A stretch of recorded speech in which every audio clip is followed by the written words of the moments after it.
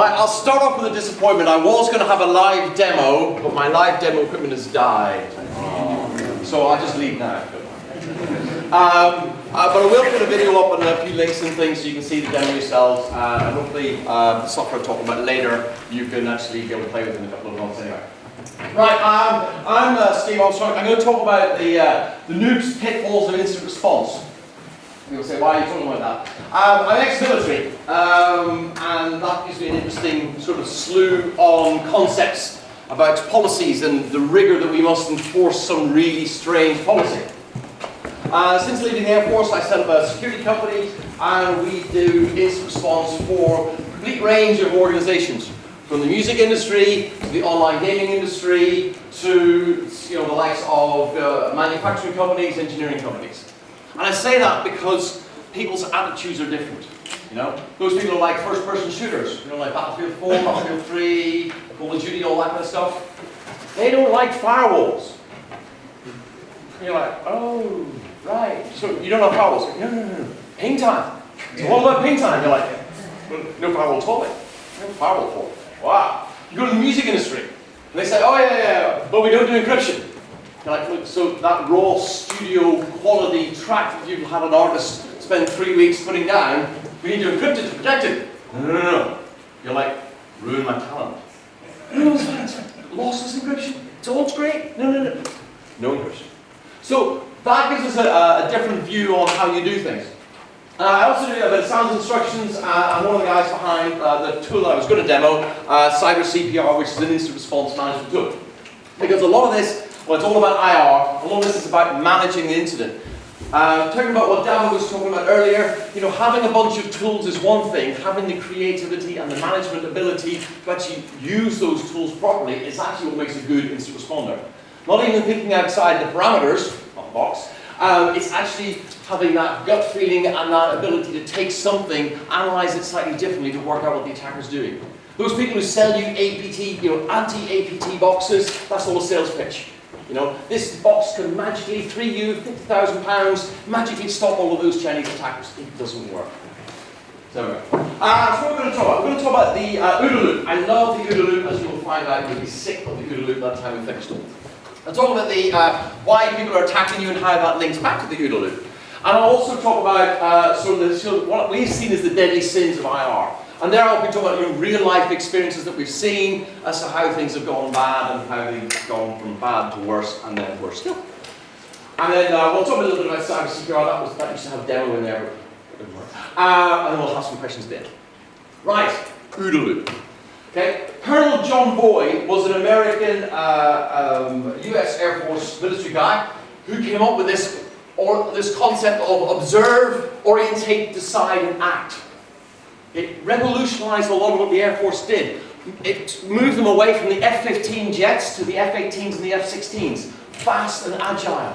Because having a load of kit makes you slow and clunky. And therefore, if you are fast and agile, you can outwit your opponent. The concept is you observe what is happening in the environment. You then orientate yourself to both your abilities and those of the attackers. So you say, what is the attacker trying to achieve? What can I do to intercept him or stop him? Then you have to do a really hard thing of decide what to do. Getting a decision out of a manager is sometimes difficult. And then finally, you have to act, and act properly, decisively, and quickly. We talk about tempos, military tempos, military tempo, operational tempo, and it's about working faster than the bad guy.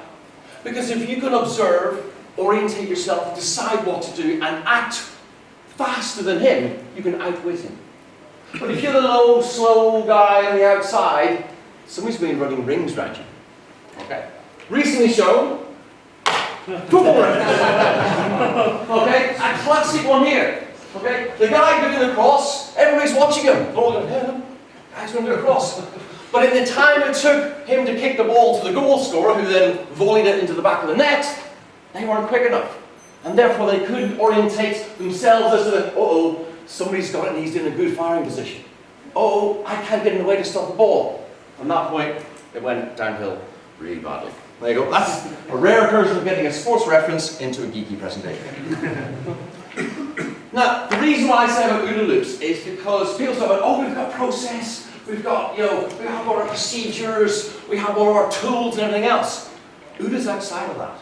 Okay? Because if you do not know how to use the tools you have, you do not know how to apply your skills decisively and quickly, then all the tools mean nothing. You can go down to B&Q, you can pick up yourself a beautiful set of chisels, you can walk out and say, look at this, I am a master craftsman.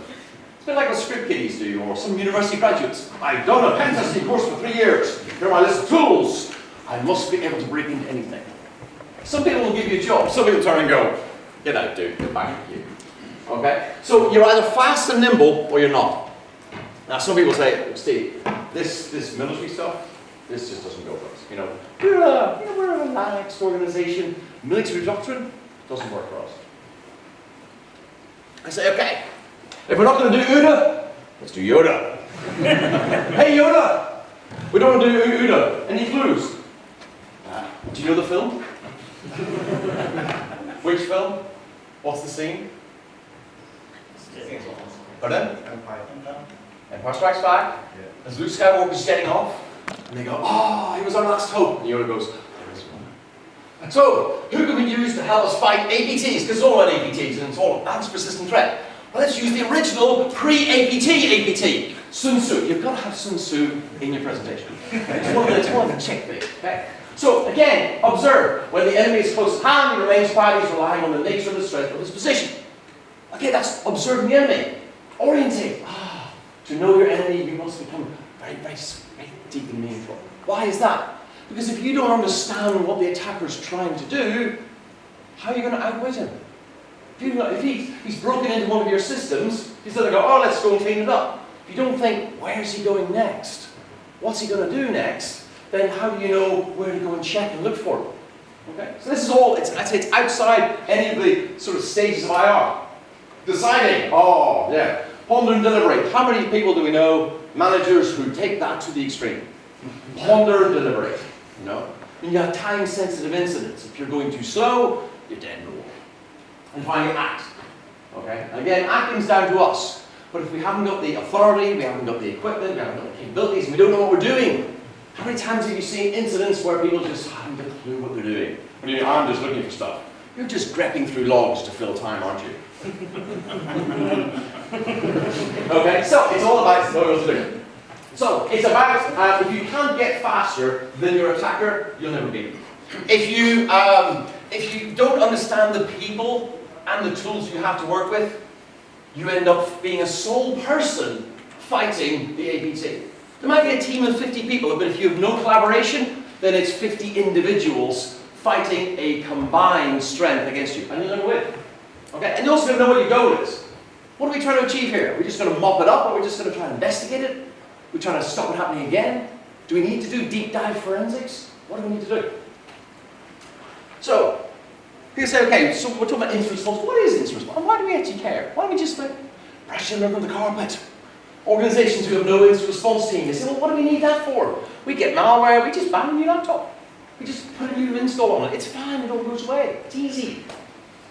Well, let's look at some of the stats. This is from the PricewaterhouseCoopers survey 2014. If you want to look at that. What does it say to us? It actually says that this year we have less attacks. Well, that's good. Less attacks. That's because actually we're learning, we're getting better. Our defenses are getting better. Okay? What else does it say? It says the number of breaches. Again, getting better.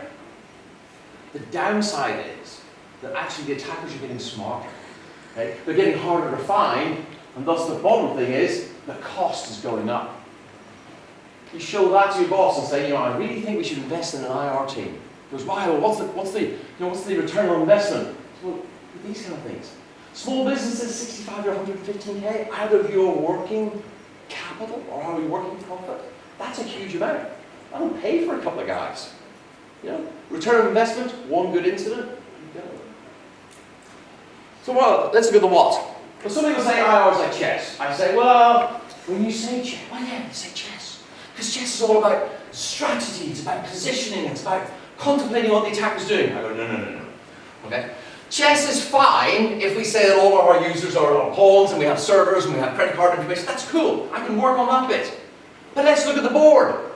We've got multiple networks. Do we get to choose when the game is? We phone up and say, hey, ABT, yeah, have a Thursday 4 o'clock down the pub. Is that good for you? No, no, no. He picks the time. He picks the network. He picks the target he wants to go after. And you can't control that. So you have to monitor all of these boards with your limited number of pieces. What else have you got? We don't have standard networks. We don't get all of the tools, do we? No, no, no, no. That's politics does that to you. Internal. We log into this box? No, no, no, no, no. That'll be an operation box, and you're just security. You just walk away. Okay, we'll deal with this. So you never have the full deck to play with. Okay? Then they have way more players. It's like, there's 3 of us on the IR team. How many do you think's in the Chinese APT team? As many as they need. Okay? And it gets worse. We don't even know who they are. So yeah, it's like chess, isn't it? Yeah. Now, the thing is, coming back to he gets to choose the game. Not only does he get to choose the game, is how do we know the game started? It's when he starts compromising our systems.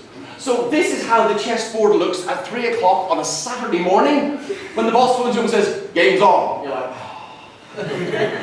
I've been out of town, I've been at a conference, 2 o'clock in the morning, we're just getting started. You know this thing. So while you're focusing on what's gone wrong, they're taking your day. So it's really not like chess. Is it really? It's fun. I mean, I love it. Best game of chess you'll ever get to play. You're getting paid to play with somebody else's board. Anyway. Right, so who's doing the attacking? People say, well, why do I care who's doing the attacking? Just make them stop. Well, it's back to the OODA stuff again. Because if you don't know what they're trying to achieve, you don't know how much resource to throw at them. You don't know what to actually plan and focus on first. Okay? Oh, another one. Lots of Sun Tzu quotes. Okay, if you know the enemy and you know yourself, you do well, it's good. If you know yourself and know the enemy, not so good. You know neither the enemy nor yourself. How does this map to us? Wow. How mature is your team? How mature is your intelligence? How mature is your threat monitoring? Your detection of what's happening on your network? Because unless you're actually understanding what's going on there, unless you're keeping up to speed as to what the latest attacks are, unless you have some sort of threat intel coming into your environment, you're down here. You know, if you fall out with the other guys on the team and you don't work well as a team, you're well down here. Okay? Which is quite sad that some guy who lived like hundreds of years ago could actually predict how effective your IR team was going to be. That's kind of sad, isn't it? So there we go. Who's trying to attack us? Well, I think most of the children gone. We have the shits and giggles crew. You know, 4chan, hey, let's go raid on this personal private army, let's go and do some fun. Okay? They have one particular attack style.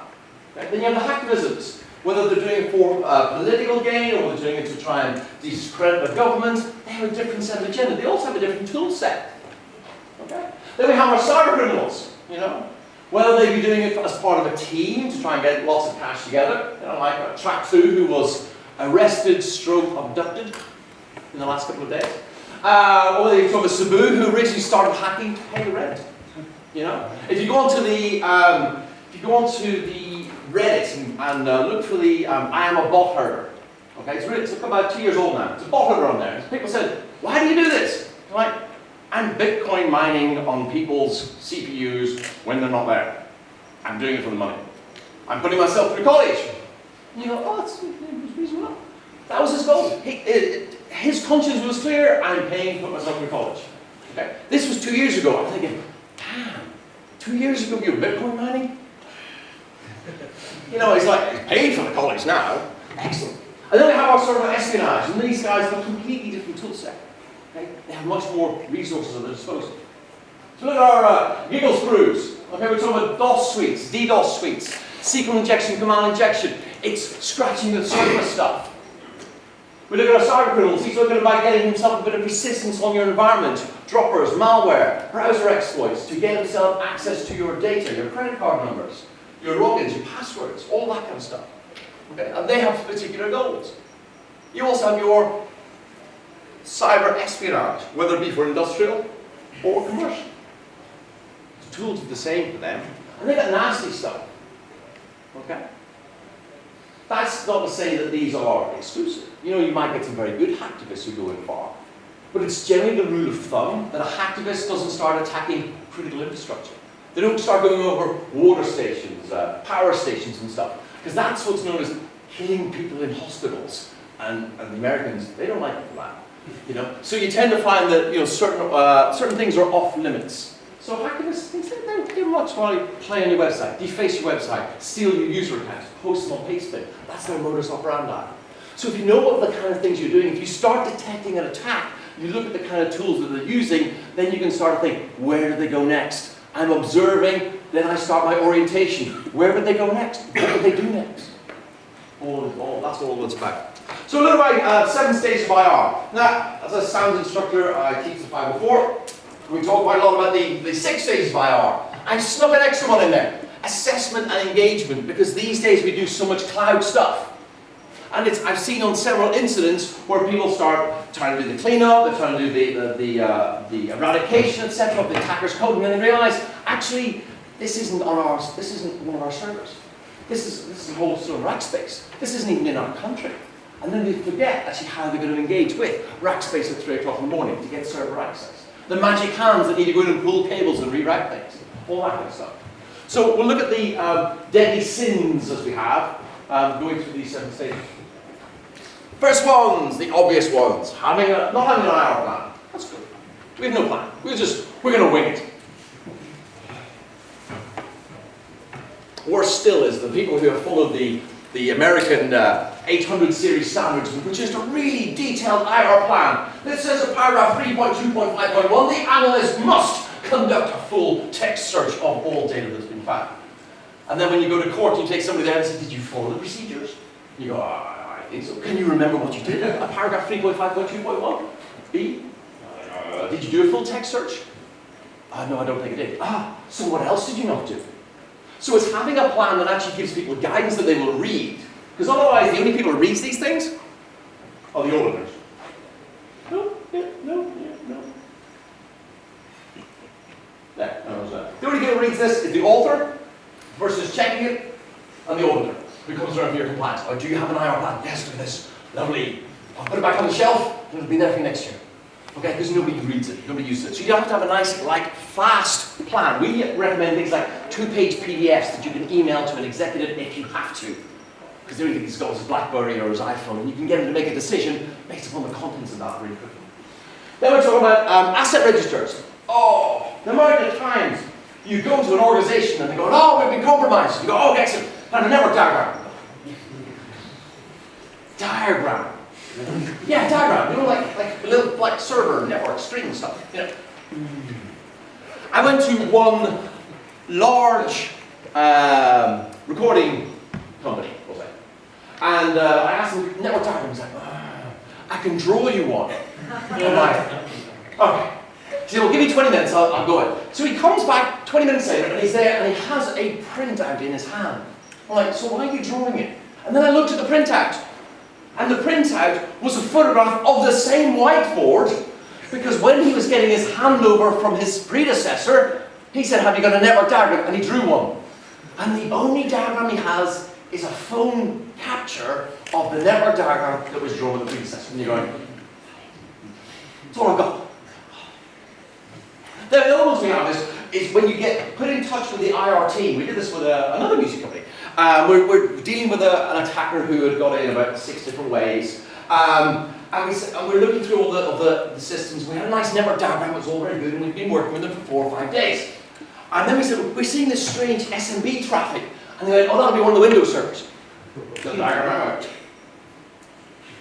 There's no Windows servers on your diagram. No, that's just the Unix diagram. You have a separate diagram for Windows and Unix? I'm like, oh yeah. You all speak to the Windows team. Do you not even, no, we don't talk to Windows people. How? You know, so, can you remove your Windows 2000 box from the network? Oh, but it's like semi-production. What do you mean semi-production? Well, sometimes we use it for production and sometimes we don't. And then I said to the Unix people, I think I know why you don't talk to them. It's like, so if you, and this comes back to management stuff, and I love doing this to people who are, I'm the head of IT, and you go, you got a network diagram? And you go, no. I said, how do you manage your assets? And they're like, well, so how do you actually, you cannot manage what you cannot measure. How many servers have you got? Where are they?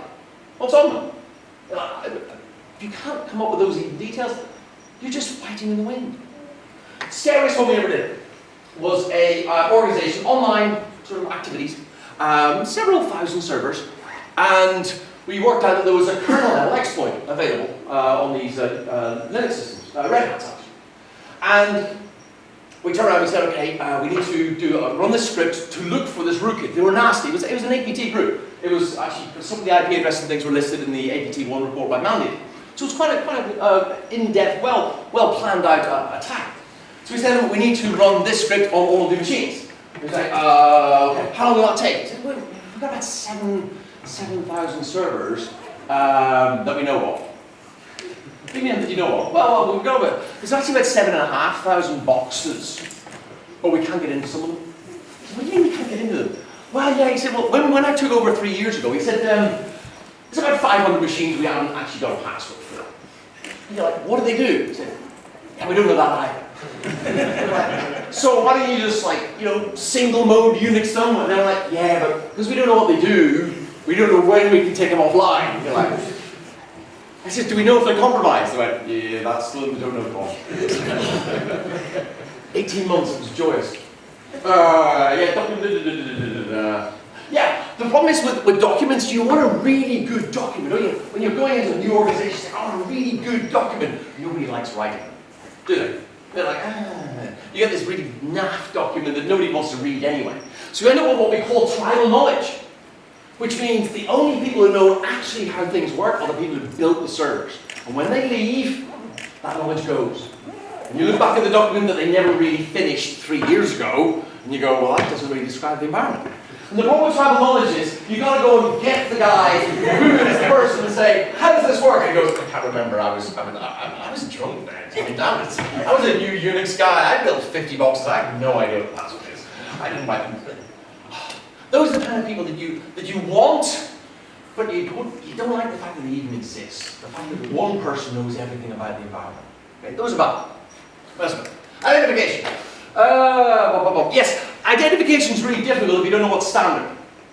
You know, we did one system, one environment, and we said, oh look, there's 2 SSH servers. That's got to be bad. No, yeah, we have 2 SSH servers. Why? Was one not good enough for you? Yeah, we like, one on 22 standard, one on 222. Why? Well, somebody like different shell environments. So you never know whether it was an attacker planted system or another system. And they had no documentation to say, these ones have 2 SSH daemons, these ones only have 1, and this is the software build. If you don't have that, how are you going to do things quickly? You can't say, let me just check the things. This is out of standard config, therefore this system's been compromised. I can decide within minutes. As opposed to, we need to do deep dive forensics. How long does deep dive forensics take? 2 weeks in some systems. And that's 2 weeks you haven't got. Your OODA loop is like the M25. Okay? Because it's taking you that long to go, yeah, this box was compromised. 3 weeks before we started the 2 weeks of analysis. He's got 5 weeks start on you.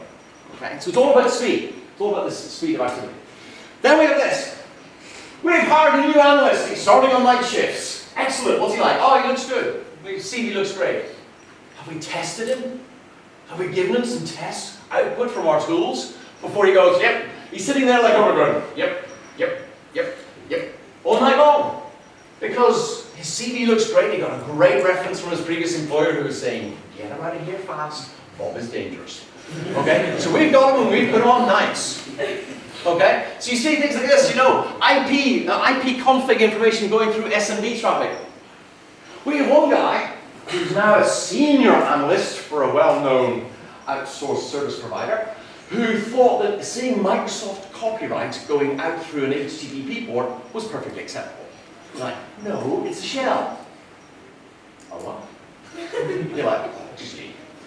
So he's now working as a senior analyst for somebody else. Rather scary. So what have we got then? Assessment engagement. If you don't know where your stuff is. I mean, we spent 4 days one time, 4 days with teams of 20 people trying to get a SIFT kit close enough to a compromised system. Because it was Christmas. And it was, well, it's an outsourced provider. And therefore it's their data center, but you have magic hands. Now you need to speak to the networking team, the firewall team, the routing team, the server team, just to be able to get it close. And it was actually quicker for somebody to fly from Orlando to Washington to pull the hard drive. And that's a sad state of affairs. But if you don't know where your stuff is, how do you protect it? How do you actually protect where your credit card information is if you don't know where it is? It's kind of sad. Containment. Oh yes. Oh, containment. If you don't know what systems were involved in the incident, how do you clean them up? That comes back to the network diagram. Okay, the kernel level vulnerability. How do I find all of the systems with the same kernel level? And not them? I don't know. Have you got a list? Okay, we'll do this manually, so then you hire some guys to log in to do this thing manually. It's really bad. What else have you got? If you've got no network diagram, how do you say, well, let's isolate this? Which data center is it in? You can't do that. You're so limited, and you have to find things out the hard way. Then we have the other stuff is, who's on your team? What stuff do they have? And many times I see corporate IR teams are given a domain laptop with domain policies, with domain antivirus. They go, there you go, this is your domain system, do all your IR stuff. You go, excellent. So I'm now investigating the stolen domain admin credentials on a system where the attacker can log into the back of the IR laptop and access the data. Because they do. The thing about APTs is, once they're in your environment, they want to make themselves at home. What do you call an APT that's been in your network for 2 years? Call a user. Okay? And actually, some of them are really good users because they've actually read all the documentation. Even though it's really bad, they've read all the documentation. We did an investigation over in the US where the APT, we could tell it was, I'm not saying it was Chinese, but at 8 o'clock Beijing time, they logged into our systems. So you could see them, and they would log in. And whilst they were on this nice American server, they would read all of the IT documents. They went into the little internal Confluence page, and they read them all. It's like, wow, you can tell this wasn't an internal user, because none of them have ever read it. So you have that sort of problem. And then they actually analysed everything, they took everything. Meanwhile, they're actually logging into Facebook. It's kind of nice that you actually see the softer side of APT, because they're just soldiers, they're doing a job, and they're just carrying on. And while they're attacking, they're like, oh, look at Facebook, because it's not banned from China. So they can actually log in and do their own emails and set them on work. It's kind of fun. So how are you going to deal with all this stuff? And eradication. Oh, eradication is lovely. If you don't clean up the attacker's stuff, he can come back. Okay? It's the old, the shell code was on the system when I got there. We did one incident where we're looking through all these, it was a compromised Apache system. I'm looking through, we're like, oh, look at this, C99 shell, excellent, PHP shell. That's obviously something to do with the incident. And I went, oh, no, that's there from last time. Excuse me? Oh, yeah, well, we did have like a compromise like 4 or 5 months ago, and it's still there. I was like, you haven't even cleaned up the code. Where is your due diligence? That's reckless incident handling. Okay. The other one is you get, if you haven't cleaned it up, you never know whether it's a script kiddies come in and go like, jackpot, somebody's left a shell, or it's actually somebody who's written the shell themselves. Okay, which is kind of bad. Capability recovery. Oh, right. So when you've worked out what the attacker's done, you've worked out these brand new systems, you go, let's restore from backups. Do you ever actually check the backup wasn't made after the attack? I've seen that done. They restore a lovely system, you go, do you realise the shell code is still there? And they're like, is it? Oh, wow. So if you end up storing a pre-compromised system, and how far back do your backups go? Okay. 2 years ago, the Mandiant report said the average duration or time between compromise and detection for their customers was 416 days. Do your backups go back that far? It's like, you've been rootkitted, do you know? Because they don't blue screen you now, they like to stay there in waiting. Okay. And that's on the server side. If it's the client side, I've seen organizations go, oh, your laptop's got malware, really bad. Come in and we'll rebuild it for you. And they rebuild a laptop and give it out with a Windows 7 default build. And you're going, dude, there's like 170 patches missing from this. And you've just given it back to a guy who you know is susceptible to browser exploits when he had a patch system. And the first thing he has to do is then spend the next 3 hours patching and rebooting. Does he do it? Yeah. Leaves it till then. Okay, so all this kind of stuff's bad. And then we get into the lessons learned. I don't call it lessons learned, I call it review and improve. Because if you do something once, okay, it's bad. If you do it twice, 3 times, 4 times, writing an incident handling report that's saying, here are the lessons learned, please refer to the previous 6 reports. The learning bit's not happening, okay? Because they're not documenting the procedures and they're not managing what they're doing. So it's a case of really think about what you need to do better. Because otherwise you're going to fall into the same traps, same problems, and you'll end up repeating the same bad steps every time. So how can you defend your tempo? Defending what you have in terms of offset. Well, first of all, how do you communicate? Okay? How do you communicate? I was going to show an email here that we got, but I couldn't sanitize enough of it to actually put up there. But when you get an email from a client who says, we think our email server's been compromised, can you come and help us? You're going, well, so you're writing an email on the compromised email server to say, it's like, why don't you just tell the attacker, woo, we know you're here! Okay, so you've got to be careful how you do this. Have you seen on YouTube the anonymous listening in to the FBI computer crime unit discussion? It's really funny. If you haven't seen it, you go and listen to it. Because they did a telephone call.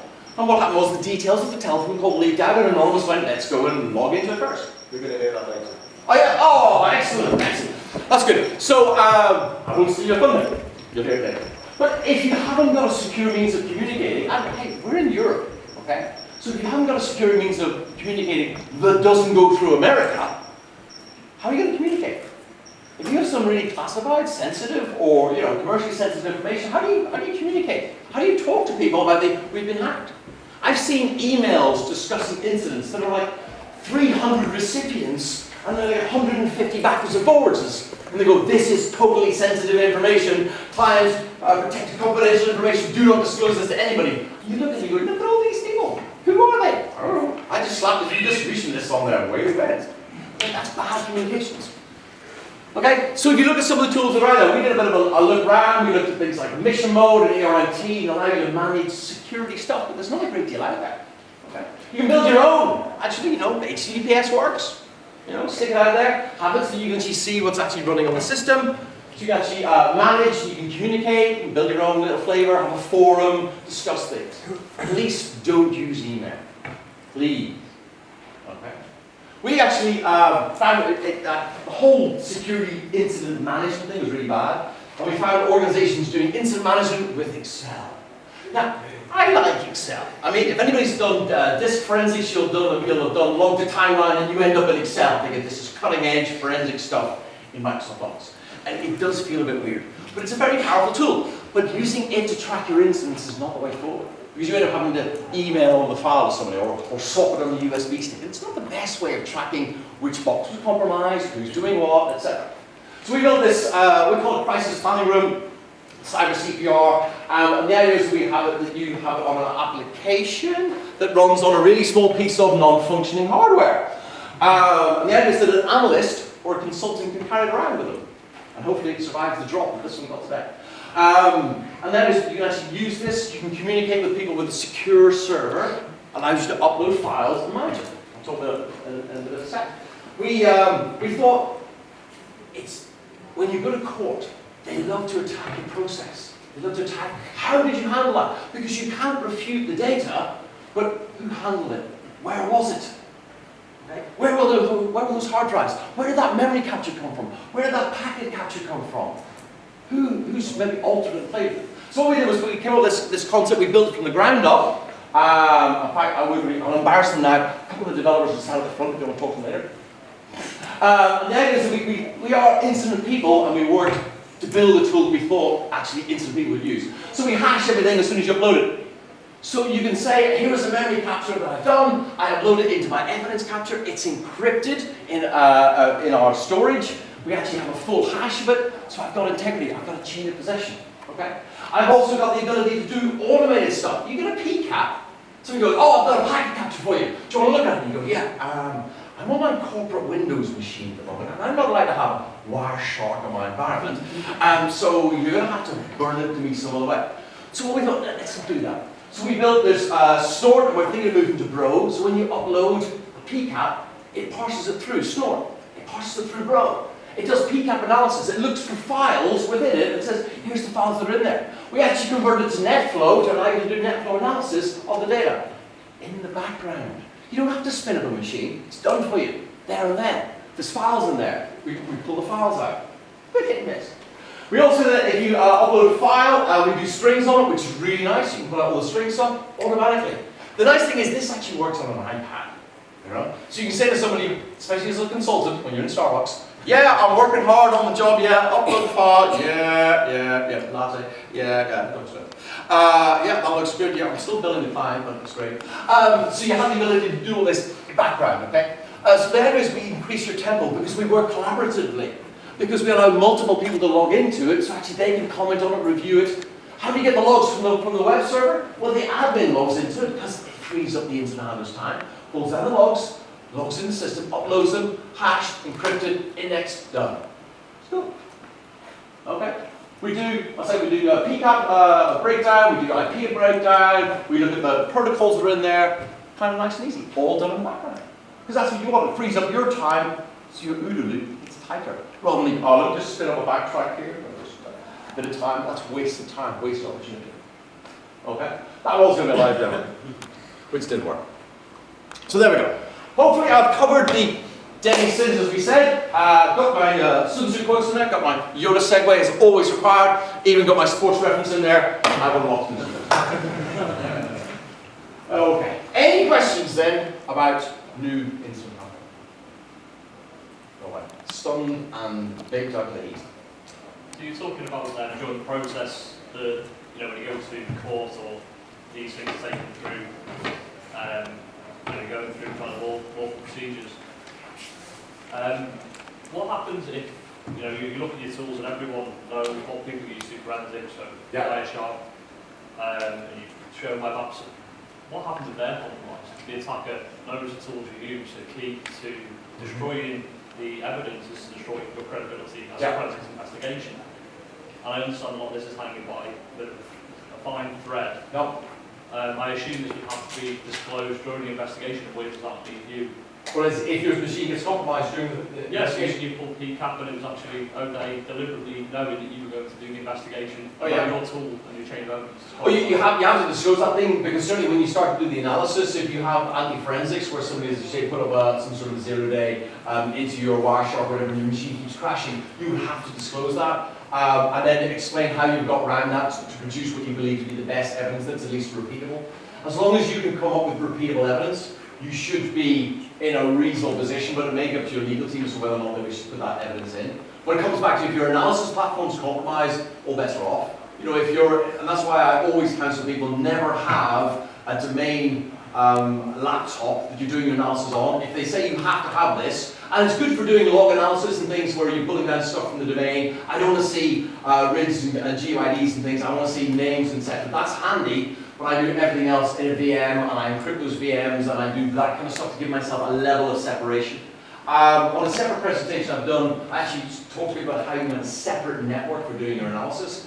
You actually hire off the whole thing, and it'll run on a Mac Mini, so you can deploy those around your organization really well. So you deploy a little Mac Mini, sort of virtual environment, you have your various equipment that you want in there. It's a small footprint, you have to SSH username, password in there, you can set up tons if you need to have a desktop environment. You have an FTP place where other people can at least put stuff in using protocols that are open to them, and then they get sucked into your analysis environment, and that's separate from the whole domain. So you always firewall yourself off with your own rules, not the IT department building it, managing it, maintaining it because you don't trust them. Because they're going to get compromised as well. So you have your own separate environment. And that would be a way of saying, this is how we got separation. But you have to always be aware that your system as well can be attacked. And the security people are really bad for it. You look at them, they're practically running Etherrail. You need to update that Etherrail to Wireshark. Like, why? Because so many of those things get attacked. And so many of our security tools get attacked because they always have great permissions. To run a security tool, what do you need to be? Root. So if there's a backdoor in that, it's awesome. Hello. Hey, the licensing on the CyberCPR. Yes. Like, that's the question, and also what's the stack behind it? So, like, what's it written in? Okay, PHP, Mongo, because we tried to know it, MySQL, and went nah. Yeah. And the developers love Mongo now because they don't have to think so much, and they just throw it in Mongo. Yes, they just throw it in Mongo. And it scales really nice. And I'm really disappointed this doesn't work, because actually this thing here barely gets above 2 or 3% CPU. And it's nice because that's like a £500 piece of hardware, little Intel Lux. And we also use gigabit bricks. We're a small shop, so our concept is that actually CPR will be available for corporates at a price, but we'll do like a free free license so that people, actually the community, can get on and use it, because always you end up with, you can't fight the big boys. I mean, we end up doing jobs alongside of Mandiant and stuff, and you're going, you've got like millions of pounds and loads of kit, and we want shiny kit too, so we want to help the independents and the small teams, and also the small organizations, so they can actually use it and have good stuff and have the same skills and you know, legal credibility as everybody else without having to pay for it. You know? I don't know if you thought about it, but I mean, from the screenshots and stuff, it looked pretty cool. Maybe some kind of like way of doing like pluggable like stuff yourself, so having like like Bert does now with like the App Store kind of thing. Yeah, we're planning a whole series of plugins. Cool. What I didn't, I mean, some of the stuff, because I was going to do it as a demo, and I can't actually, let me just see, no, I don't have a screenshot. What it also does in the background is actually, it has a commenting system, it has a messaging system behind it, and something we're also doing is actually indexing data that goes into it and start linking incidents together. Because otherwise it comes back to tribal knowledge.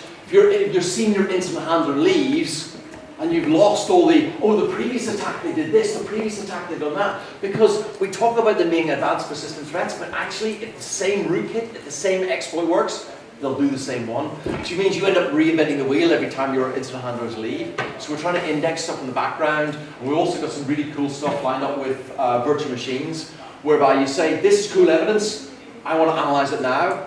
You tell it which bit you want, sticks it in a virtual machine and says, yo, your virtual machine's ready. You play with the stuff in the virtual machine. When you finish it, you go, kill. And it kills the virtual machine, takes the evidence back in and logs it, encrypts it, and then also hashes it. So you've actually got that this evidence was created and who created it. So you get a full timeline as to what's happened. So if I get it up later on, that's really wrong. If I get the system working later on, I'll see if I can find a screen somewhere and show it like downstairs. Oh.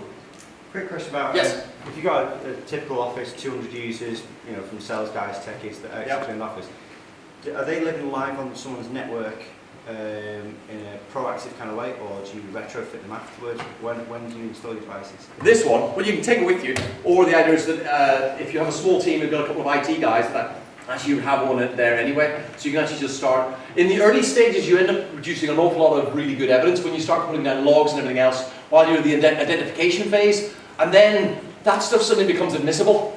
So you go like, ah, right, okay, but I've read through all this stuff. So having it early on, so you can just say, I think this box has been popped. Can we go and have a look at it? You can allocate the tasks, you can allocate the workflows, because we're building out a whole structure of workflows to say, if the machine is X, you want to do this task, and then say the task is done. So managers can actually see, where are we? Rather than we have 20 incidents, actually, which are the high priorities, which are the low priorities, which are being actively worked on, which is sucking time, and who's working the best. Those are all features that we have planned for the later release in about sort of June, July, sort of next year. That's all the back-end stuff. The idea is that as you're going along day to day, you can log in and you go, that's weird, and put the stuff there, because it's there, it's stored, it's secure, and you can't actually, you can't delete it afterwards. We have full back-end database checking, hashing, integrity, blah, blah, blah, blah, blah. It's built from the ground up by security people. I only say that because a nice little shiny black box like that, even if it's underneath someone's desk, it's on the network. Yeah. Go, what's that? I'll take that over and have a look at it. Yeah. Suddenly you've lost your main point of your set of eyes on the network. Yeah. I would certainly put it in a rack. The reason why we talk about we do these, because it'll fit on a rack anyway. But the idea is that if you're an independent consultant, you're going out to a job, that fits in your bag. And that's actually got the brick one we've seen. It's lovely. The gigabit bricks, if you've seen them, it's about twice the size of them. It's like an i7 quad core, 16th most powerful processor you can get, and it absolutely flies. Stick it with 16 gigs and a terabyte solid state drive in there, whistles like I don't know what, and you can fit it in your rucksack. And the nice thing is it's got USB 3, like 4 USB 3 ports you can put external storage on as well. So it can actually be a really little spider. But the idea is that it's actually for the small people, small organizations to actually be able to go somewhere rather than having a big box and stuff. So what's the deal with BT and Vodafone then? What do you mean? On your Twitter, it says BT. BT, okay. This may be not. BT came into our organisation to fit somebody else's telephone line and saw our telephone wires and went, whoop, and just pulled us out. And I am still awaiting now to actually get some sort of acceptance of acknowledgements from BT. Even though they said, hey, we were fully compliant with our SLA, we got you back online within 24 hours. It's like, yes, but you caused the problem.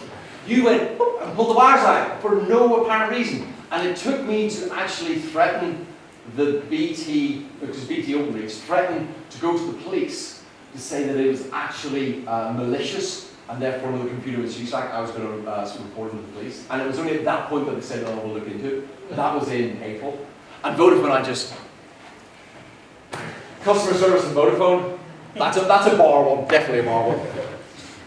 Question about that? Yes? Hi. Yeah, so there's this question around how your the systems that organisations are using influences your work. So if you, I sort of think about 5 years ago, Windows was very much more populous amongst the sort of consumer-based, client-based than it is today. Yeah. You're certainly seeing a lot of bring your own device, you're seeing a lot of Apple product, and some of these Apple products and various other things are moving into the corporate environment.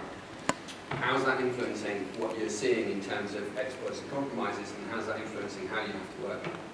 You've got to be a lot more, we're going way more from the, hey, I use a Mac, and I understand Windows and Linux, which is where it used to be. You know, I'm analysing your compromised, totally insecure Windows network using my really cool Linux virtual machine on my really nice Apple system. Now that you're getting more Apple products in there, we really have to look at how you lock Apple down and how you actually secure what they're doing and have a better understanding of it. It's still a very much expanding environment, but people have this horrible concept that, you know, because I bought an Apple product, I've got a time machine for my backups, I don't need an antivirus product because the guy in the shop said it was all really cool, there's no viruses out there for Macs, which is a really nice sales point. But you look at the compromises of Facebook, of Apple, of all those ones around San Francisco in the Bay Area, those are all latte drinking, laptop hugging Apple users, you know? And the thing is, although they said the number of exploits available for Apple is quite low compared to Windows, that's because if you're after, cyber criminals are after stealing data from the mass population, that's what we go for. If you're an organization who's intent on getting into the people who are writing the software, then you target the products that they use. And the volume of Apple users in the Bay Area is like it's like almost opposite of what there is in Windows. So that's why it depends, and that comes back to the knowing who your attacker is as to what you're looking for. But it still comes down to browsers, and the problem with the Macs is they have this confidence that, hey, you know, there's nothing out there, I don't need to patch and I don't need to do my updates, and they forget about the browsers, the plugins and everything else, and that overconfidence, that lack of concept of what the threat is, actually is what is the biggest undoing. From your experience, yes, is there a common denominator for a successful incident response? This is going to sound really bad, but it actually comes down to the people at the top saying it's a worthwhile activity. Because to do incident response well, you as well as needing the team, you need the support from the admin staff, you need the support of all the network staff, etc. And they will only provide their support if the execs of those departments have been told by the guys at the top, you need to support this. But built into that, most environments these days are actually really badly built from the ground up. So a really good incident response environment is actually one that's really proactive. And I've worked with some teams where, you know, when we went in there 4 or 5 years ago, their network was just a mess. They had like, you said how many, you know, network diagram, you're like, I haven't got one, okay? Okay, so where are your firewalls? Like, how many internet connections have you got? We think 60, maybe 65, we're not sure. They're like, and they had this whole really bad network concept. The boss didn't support what they were doing. They changed the CEO, the whole attitude of the organization changed, where they got proactive. They said, okay, Windows 7 2008 server, that's a mess. Let's plan on the new 2012 servers. Let's go for server core, let's go for lockdown environment. They're deploying things like Bit9, etc. And that's been funded and approved by the boss, that's been endorsed with a little bit of arm twisting by the IT admins, which means your platform that you're building off, your incident response team off, is actually better. Which means you're faster and your OODA loop gets quicker because you go, this server is out of build configuration. Why is it out of build configuration? Diff the files, check the hashes, and within minutes, I've done what maybe taken us 3 weeks before. And that's how you get a good IR team. And certainly in that organization, they went from discovering attacks 6 to 8 weeks after they occurred to now discovering them within 2 hours. But in the same time frame, the APT organizations that they're fighting have got, in those 2 hours, they've popped 6 DCs. So you've actually got an organization who they've upped their game, and now we're into the proper A part of APT, as previously it was just like lane PT, because they were just like, we'll use a 3-year-old exploit and we get in. And you have a root password that's been used multiple times. So the good environment actually is locked down, structured, documented, and believes instant response is a good thing to do. But is there a risk of almost false sense of security for some businesses now with the outsourcing of a lot of this and monitoring the identification? So you see, Detica or Applied Intelligence now, companies like that, with probably a lot of analysts on long hours and low pay, where you're not necessarily going to have the quality, but people think, let's go for the big brand, we feel safe with that, then we're monitoring, yes, we're going to be fine, and realistically they're probably not, but they're just pushing that liability out to somebody else. Yes, there is, and because I've seen where most of those organizations get their staff from, and I've worked alongside some of those staff, and their wages are depressingly low, and a lot of them are kids either still in university or just out of university. And the misconception there by the organization is actually they think they've outsourced the problem, but all they've done is outsourcing the actual analysis. The risk is still theirs, and very much I've actually seen incidents whereby everything was fine and rosy, and then at one point someone in the outsourced service provider went, you know what, that's really bad, and it went from a level 2 to a level 9, and all of a sudden you go, oh yeah, that's really bad. And in fact, all of these things that are phoning home, these are all really bad too. And it was 12th of February last year, we went from having 4 incidents in one organization to having about 40 incidents, purely because one outsourced person went, I think I'm going to turn that up a bit. And that was it. And then you realize how bad it was. So you always have to go back in and check. And the other thing I see is that people outsource the problem and then go, it's their problem now, and then they change the network, they update the configurations, and you find out that the deployment of the boxes and the sensors is not appropriate or optimized, or systems go down, and they think it's outsourced and they don't care. And that is a real risk, because I've seen organizations going back to logs that were apparently outsourced and being managed, and the logs aren't there. And you never know then, with missing logs, is it cocked up by the MSSP, or is it the attackers actually disable logging and therefore everything's gone? I think am I out of time? I am. Unless one more question to go. I'm good. Get away scot-free. Excellent. Thank you very much.